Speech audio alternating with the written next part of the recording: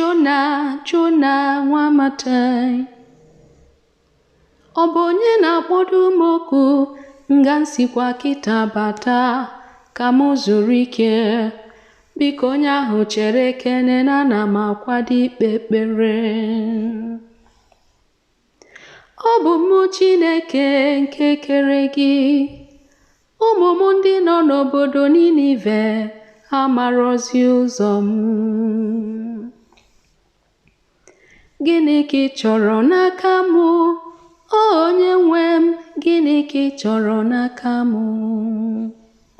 Bilie kịta jebe obodo Nineveh, kụziere fa ụzọ nke ha ga-eso wee fee m.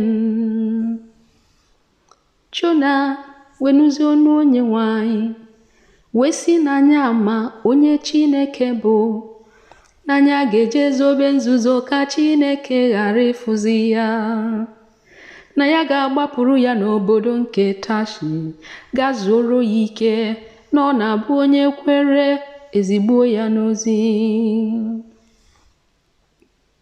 Ka ọ bara n'ụgbọ mmiri, ebiri mmiri wee bido na-atụ ya chụnchụrụ. Ọ fọrọ nwantịntị ife ebe n'ebe gbuo. Ndị nọ n'ụgbọ wee kwuwe ka ha fee nza ka mara onye isi ọjọọ nọ n'ụgbọ. O wee sụọ Jonah n'ukwu, fa wee buru Jonah tụnye na mmiri. Nnukwu azụ wee saa ọnụ ya, buru Jonah jebe ebe ahụ ọ jụrụ na ya ma nje.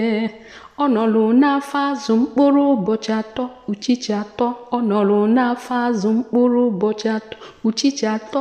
Ọ nọrụ n'afọ azụ mkpụrụ ụbọchị 3 tupu eburu ya n'obodo Nineveh. O wee mata n'ọrụ Chineke na ọ dị ebube, ọrụ ya dị ebube, ọrụ ya dị ebube.